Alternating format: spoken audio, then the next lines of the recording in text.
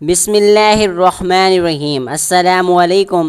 بوڑھا شخص ایک اجنبی کو اپنے گھر میں دیکھ کر گھبرا رہا تھا۔ سلطان کو یکایک یاد آیا کہ اس بوڑھے رئیس نے یہ کہا تھا کہ اس کو اس کے طوطے اور کتے نے بتایا ہے کہ اس کی بیوی نہر پر اپنے آشنا کے ساتھ ملنے جاتی ہے۔ سلطان جانوروں کی نفاست سے واقف تھے، جانتے تھے کہ طوطا قدرے عقل مند اور کتا وفادار جانور ہے، لیکن کتا اتنا بھی عقل مند جانور نہیں ہوتا کہ آخر اس کی گواہی پر یقین کر لیا جائے۔ سلطان نے اپنا ہاتھ اٹھا کر اس کتے کو 2 سے 3 بار پچکارا دیا تو اس نے بھونکنا بند کر دیا اور سلطان کے پاس آ گیا۔ سلطان نے اپنے ہاتھ سے اس کا سر سہلایا اور تھوڑی ہی دیر میں یہ کتا سلطان کے پیروں میں لیٹنے لگا اور ایسا ہی ہو گیا جیسے سلطان کا پالتو جانور ہے۔ اسی لمحے میں بوڑھا رئیس گھر کے اندرونی حصے سے اپنی بیوی کو لے کر آ گیا۔ آتے ہی اس نے اپنی بیوی سے کہا، سلام کرو، یہ ہماری سلطنت کے سلطان ہیں، میں نے انہیں یہاں کسی خاص مقصد کے تحت بلایا ہے۔ بوڑھے کی اس بات سے سلطان سمجھ گیا کہ اس کی بیوی نہیں جانتی کہ سلطان اس کے راز کے پیچھے تحقیقات کر رہا ہے۔ سلطان نے لڑکی کو سلام کا جواب دیا اور بغور اس کی جانب دیکھا اور وہ بے حد خوبصورت اور جوان تھی اور بوڑھے کے ساتھ اس کا کہیں بھی جوڑ نہیں بنتا تھا۔ صاف دکھ رہا تھا کہ اس لڑکی کے ساتھ زیادتی تھی، لیکن سلطان اس مسئلے میں الجھنا نہیں چاہتے تھے، وہ تو یہاں کسی اور ہی وجہ سے موجود تھے۔ سلطان نے اس لڑکی کو بلا کر اپنے سامنے بٹھایا اور اس سے ان کے رہن سہن کے متعلق سوالات کرنے لگے۔ جلدی سے سلطان کو اندازہ ہو گیا کہ وہ اپنے بوڑھے شوہر سے بے حد تنگ ہے اور اسے ذرا بھی پسند نہیں کرتی۔ پسند کر بھی کیسے سکتی تھی؟ اس ذرا سے سوال جواب کے دوران بھی اس کا رئیس شوہر شک کی نظروں سے مسلسل اسے اور سلطان کو دیکھ رہا تھا کہ یہ آپس میں ہی راز و نیاز نہ کر لیں۔ سلطان کو اس بات نے بے حد خفا کیا۔ سلطان نے معمولی سوال جواب کے بعد اس لڑکی کو بھیج دیا۔ اب کمرے میں صرف سلطان اور بوڑھا رئیس رہ گیا۔ اس بوڑھے رئیس سے سلطان نے کہا کہ مجھے سچ سچ ایک بات بتاؤ، آخر تمہیں کیسا پتہ چلا کہ تمہاری بیوی نہر پر اپنے آشنا سے ملنے جاتی ہے؟ وہ ثبوت یا گواہ جو تمہارے کتے نے تمہیں دیے وہ مجھے بھی دکھاؤ۔ اس شخص نے کہا کہ میں جھوٹ نہیں بول رہا، میں نے واقعی اپنی بیوی کے آشنا کو رنگے ہاتھوں پکڑ لیا تھا، لیکن چونکہ وہ بھاگ گیا اس لیے کوئی میری بات کا یقین نہیں کرتا۔ سلطان نے کہا کہ میں تمہاری بات کا ضرور یقین کروں گا، بس مجھے وہ ثبوت دکھاؤ۔ اس پر یہ بوڑھا رئیس ہاتھ ملنے لگا اور کہنے لگا، ثبوت کیسے دکھاتا، میرا یہ کتا ہی میرا ثبوت ہے۔ اصل میں کہانی کچھ یوں ہے کہ میری بیوی جب نہر پر پانی بھرنے کے لیے جایا کرتی تھی تو میں اس کے ساتھ اپنا یہ کتا حفاظت کے لیے بھیج دیا کرتا تھا۔ یہ کتا میرا بڑا پرانا وفادار ہے، مجھے اس پر بے حد بھروسہ ہے۔ میری بیوی جوان اور خوبصورت ہے، اس لیے اس کے ساتھ اس کتے کو بھیجا کرتا تھا تاکہ کوئی اس کے ساتھ بدتمیزی نہ کرے، لیکن کچھ روز تک میری بیوی طبیعت کی خرابی کی وجہ سے نہر پر نہیں جا سکی اور کل اچانک یہ نوجوان لڑکا ہمارے محلے میں آ گیا اور بار بار ہماری گلی کے چکر کاٹ رہا تھا۔ کافی دیر تو میں اسے دیکھتا رہا، مجھے کچھ غلط محسوس نہ ہوا، لیکن اب جب اس کے چکر کچھ زیادہ ہی بڑھ گئے اور وہ روز ہمارے گھر کے پاس منڈلانے لگا تو میرے ذہن میں کھٹکا اور سونے پہ سہاگا یہ کہ اچانک کل میرے کتے نے اسے دیکھ کر زور زور سے بھونکنا شروع کر دیا۔ یہ ایسے تو کسی کو دیکھ کر نہیں بھونکتا، کسی اجنبی کو دیکھ کر یہ دوبارہ بھونکتا ہے مگر چپ کر جاتا ہے، لیکن اس لڑکے کے پیچھے لگ گیا، یہ جا کر اسے دبوچ رہا تھا۔ اس چکر میں اس لڑکے کی ٹانگ پر کاٹ بھی لیا، لیکن اس لڑکے نے مجال ہے کہ میرے ساتھ کوئی جھگڑا کیا ہو، بس اپنی جان بچا کر یہاں سے بھاگ گیا۔ اس کے یہاں سے بھاگتے ہی مجھے اندازہ ہو گیا کہ دال میں کچھ نہ کچھ کالا ہے۔ اب میرے پاس دولت جائیداد تو نہیں جس کی لالچ میں کوئی میرے پاس آتا ہوگا، صرف یہی میری نوجوان بیوی ہے جس کا لالچ کسی کو بھی کھینچ کر میری دہلیز پر لا سکتا ہے۔ مجھے یہی اندازہ ہے کہ میری یہ بیوی نہر پر اپنے اسی آشنا کے ساتھ وقت گزارتی ہے۔ اب چونکہ یہ نہر پر نہیں جا رہی تو اس کا یہ آشنا اس سے ملنے کے لیے گھر تک آ پہنچا۔ بوڑھے رئیس کی بات جیسے ہی مکمل ہوئی سلطان کا دماغ کھل گیا، بھلا یہ بھی کوئی ثبوت تھا؟ ایک اپنے ہی طور پر بنائی ہوئی ایک کہانی کو یہ بوڑھا شخص اپنی بیوی کے اوپر تھوپے جا رہا تھا۔ سلطان کو اس کی بیوی پہ افسوس ہونے لگا جس نے اس گھٹیا انسان کے ساتھ شادی کی تھی۔ اس بوڑھے رئیس کے خلاف سلطان کے دل میں مزید نفرت بھر گئی۔ پہلے ہی اس کے اس دوست نے جو کچھ اس کے ماضی کے متعلق سلطان کو بتایا تھا، سلطان کو وہ ہضم نہ ہو رہا تھا۔ اب اس کے اس بے بنیاد الزام نے سلطان کو مزید اس سے متنفر کر دیا، لیکن سلطان نے فیصلہ کر لیا تھا کہ وہ اس بوڑھے کو سب کے سامنے شرمندہ کریں گے، اس لیے سلطان نے اس سے کہا کہ کل نہر پر اپنی بیوی کو پانی بھرنے کے لیے ضرور بھیجنا، تم جو جاننا چاہتے ہو میں کل تمہارے سامنے لے آؤں گا۔ اور وہیں دودھ کا دودھ اور پانی کا پانی ہو جائے گا۔ میں وہیں تمہارا اور تمہاری بیوی دونوں کا فیصلہ کر دوں گا اور تمہاری بات کی سچائی بھی ظاہر ہو جائے گی۔ سلطان کی یہ بات مان کر بوڑھا رئیس بے حد خوش تھا کہ اب چاہ کر اسے یقین آیا تھا کہ سلطان اس کے لیے کچھ کرنے والے ہیں۔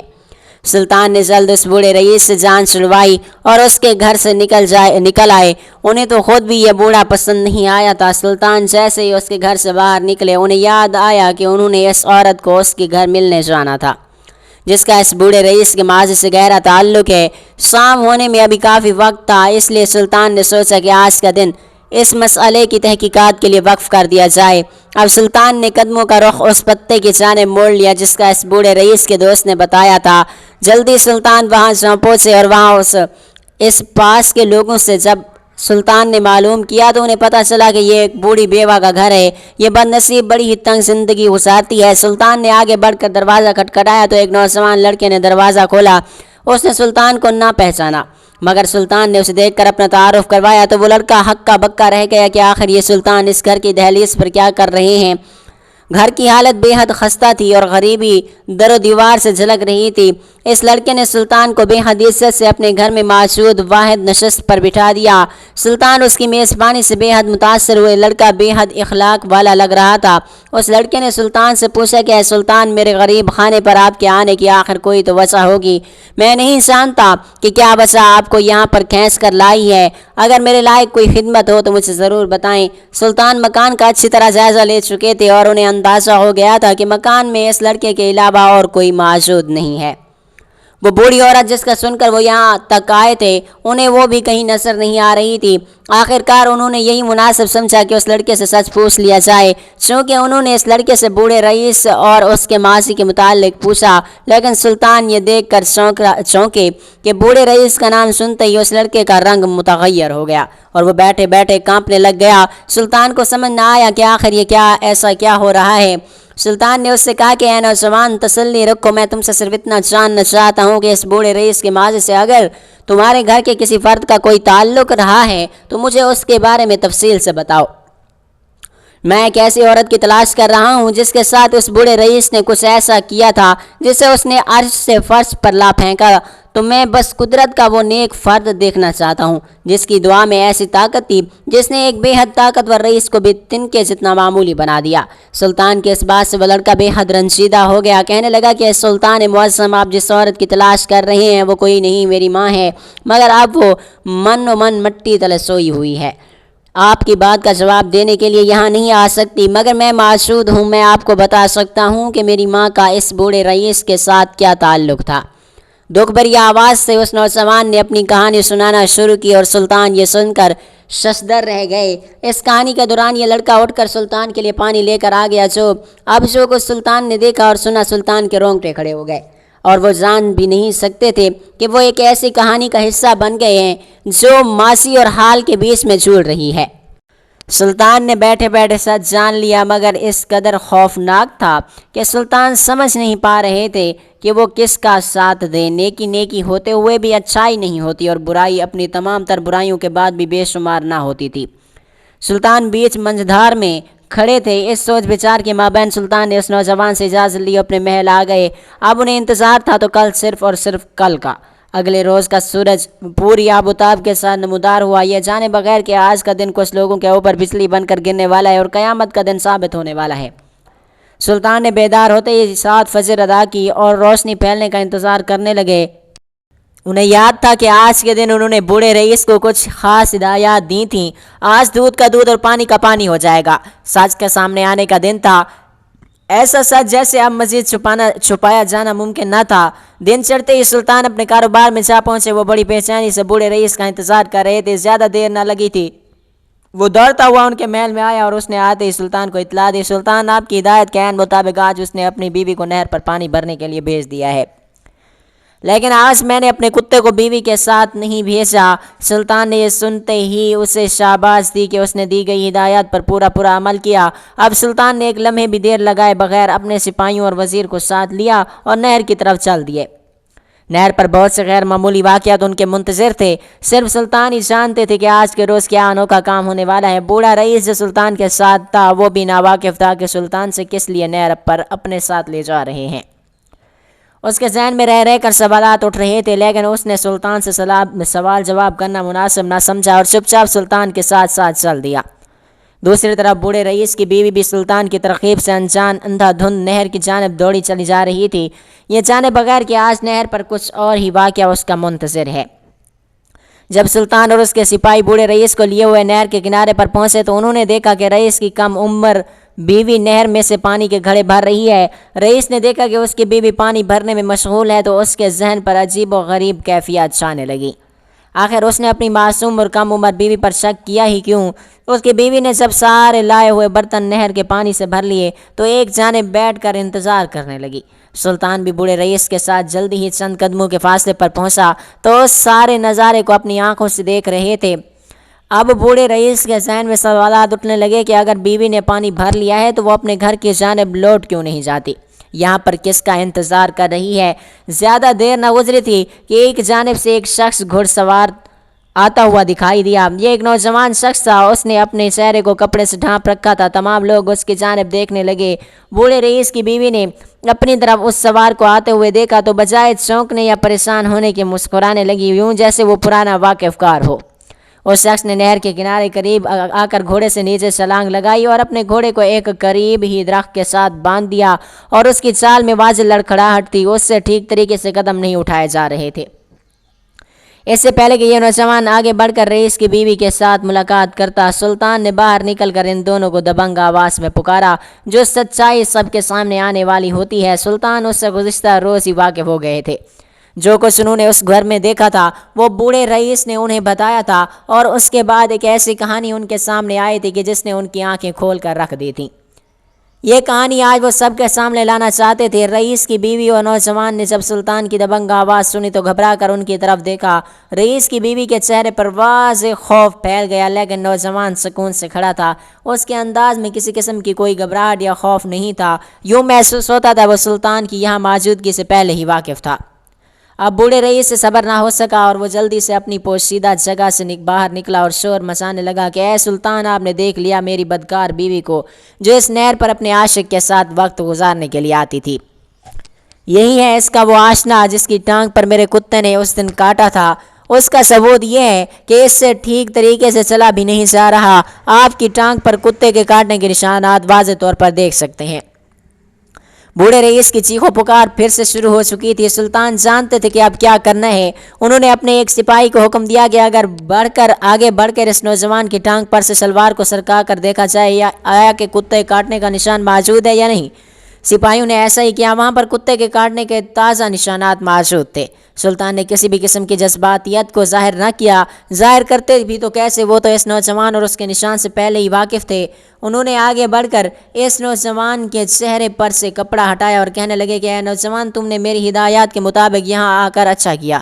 آج میں تم دونوں کا فیصلہ ضرور کروں گا۔ بوڑھا رئیس سلطان کی یہ بات سن کر حیران رہ گیا کہ یہ سلطان اس شخص کو پہلے سے جانتا ہے۔ سلطان نے جب رئیس کے چہرے پر تذبذب دیکھا تو اس رئیس کو کہنے لگا، ہاں میں اس نوجوان کو پہلے سے جانتا ہوں، کیا تم اسے نہیں جانتے؟ ذرا غور سے اس کی جانب دیکھو، اور اس کے چہرے میں تمہیں کسی کی شباہت نظر نہیں آتی؟ یہ وہی نوجوان ہے جس کی بیوہ ماں کی بد دعا نے تمہیں عرش سے زمین پر لا پھینکا ہے۔ کل کے روز ہی میں اس کے گھر گیا تھا اور وہاں میں نے اس کی ٹانگ پر یہ نشان دیکھ لیا۔ کل ہی میں نے پہچان لیا کہ یہ شخص ہے جو تمہاری بیوی سے نہر پر ملنے آتا ہے۔ بعد کی کہانی کیا ہے یہ میں تمہیں ٹھہر کر بتاؤں گا۔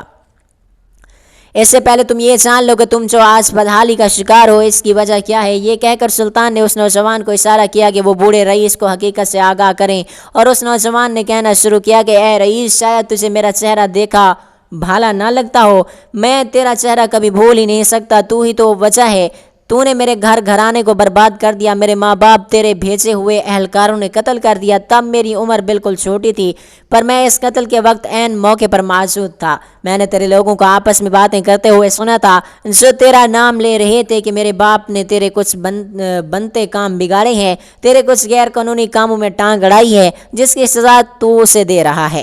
کہ تیرے ہوئے بھیجے ہوئے آدمی اسے موت کے گھاٹ اتار رہے تھے۔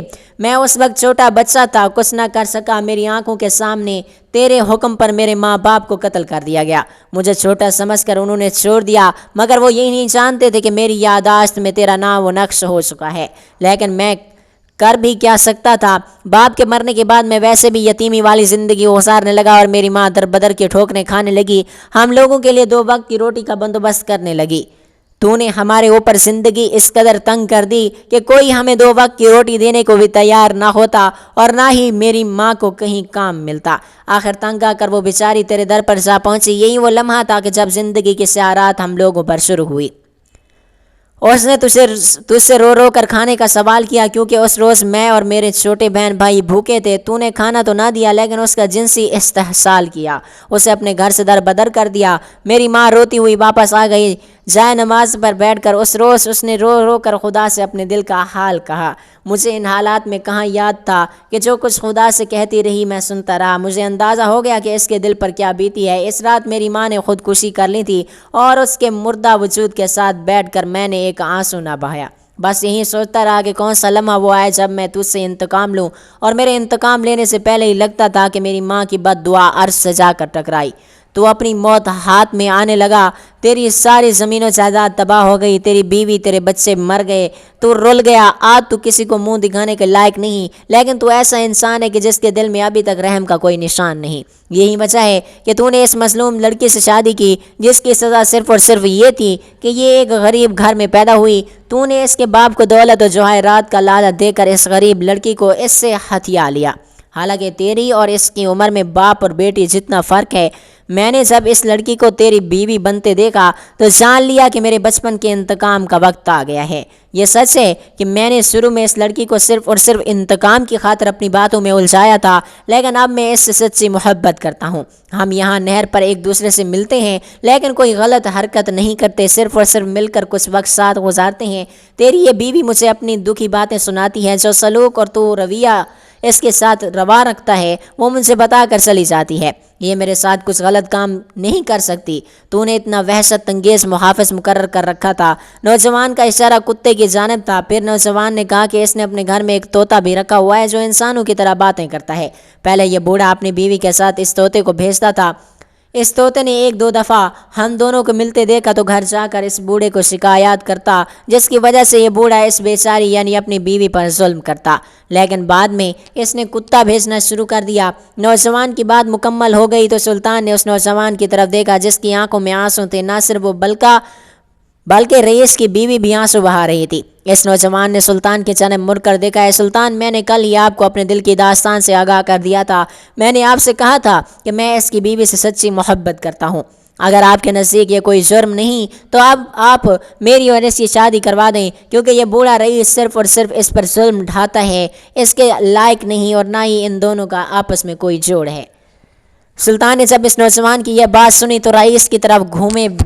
بوڑھا رئیس پہلے بھی پے در پہ انکشافات سے تنگ تھا۔ اس نے جو یہ سنا تھا کہ اس کی ماں کی وجہ سے غربت نے اس کے گھر ڈیر ڈال دی ہے تو اس کا رواں رواں کانپنے لگ گیا تھا۔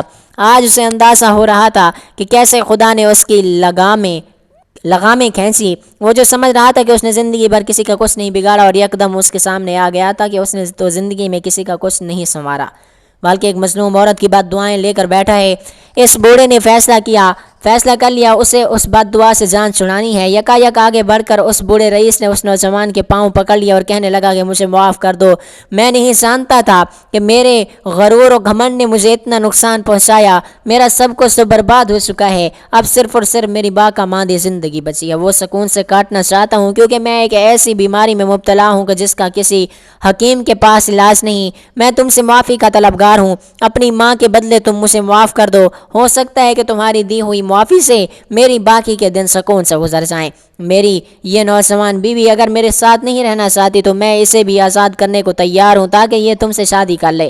اس کے بدلے میں مجھے تم سے صرف اور صرف معافی چاہیے۔ سلطان نے جب یہ دیکھا تو مسکرا دیا۔ اللہ تعالیٰ کی لاٹھی پہ آواز ہوتی ہے جب بڑے بڑے غرور اور گھمنڈ بھرے انسانوں کے اوپر برستی ہے تو ان کی اکڑائی کمر ایسے ہی جھکا دیتی ہے۔ نوجوان نے اس بوڑھے کو معاف کر دیا۔ اس بوڑھے نے اپنی بیوی کو طلاق دے دی۔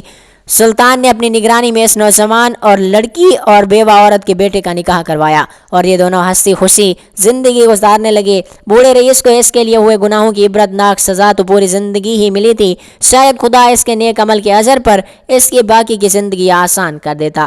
اس وقت سلطان نے سب کو مخاطب کر کے کہا کہ کوئی بھی شخص کسی کے ساتھ کیے گئے ظلم و زیادتی یا گناہوں کی سزا دنیا میں کسی نہ کسی شکل و صورت میں اور زندگی کے کسی نہ کسی حصے میں ضرور آتا ہے، لہذا خود کو اور اپنی آنے والی نسل کو اپنے کیے گئے گناہوں کی سزا کا تحفہ مت دیجیے۔ یہ ایسی رسوائی ہے جو نہ صرف دنیا بلکہ آپ کی آخرت کو بھی تباہ کر سکتی ہے۔ ناظرین، ایک چھوٹی سی گزارش ہے کہ ہمارے اس معلوماتی چینل کو لازمی سبسکرائب کر لیجیے گا تاکہ ہر نئی آنے والی ویڈیوز آپ تک پہنچتی رہے۔ اللہ حافظ۔ اللہ تعالیٰ آپ سب کا حامی و ناصر ہو۔ جزاک اللہ۔